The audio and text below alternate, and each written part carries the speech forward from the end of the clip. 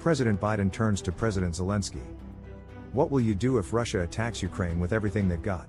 Zelensky, unwavering, responds, "We will fight back with aircraft and missiles." Biden, pressing further, "What if you don't have those weapons?" Zelensky's answer is as clear as it is bold, "Then we will fight with tanks." Biden, still skeptical, asks, "And what if there are no tanks either? What will you do then?" Zelensky, staring him down, replies with one simple, chilling question, "Are you my friend or a friend of Russia?" This conversation is not just about war strategy, it's a window into the very real crisis that Ukraine faces, and the role of foreign military aid in that struggle. But the question remains, how effective is that aid? And is it enough to turn the tide? The question of foreign military aid to Ukraine is not just about sending weapons across the border. It's a complex geopolitical gamble. As Russia continues its aggression, Ukraine's dependence on Western military support has reached unprecedented levels. From weapons to intelligence and financial aid, these resources are vital for Ukraine's defense.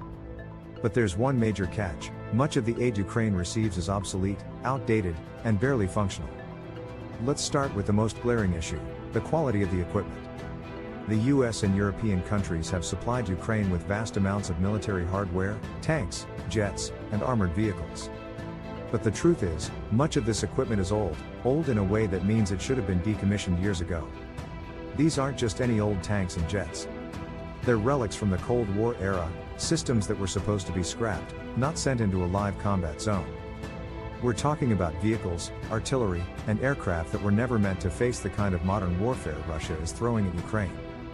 But here's where it gets interesting. Ukraine's engineers and military experts have become some of the most innovative and resourceful in the world. They've managed to repair and repurpose these outdated machines, turning them into weapons of war. Ukrainian ingenuity is saving the day, at least for now. But there's a catch: repairing outdated systems comes with limitations.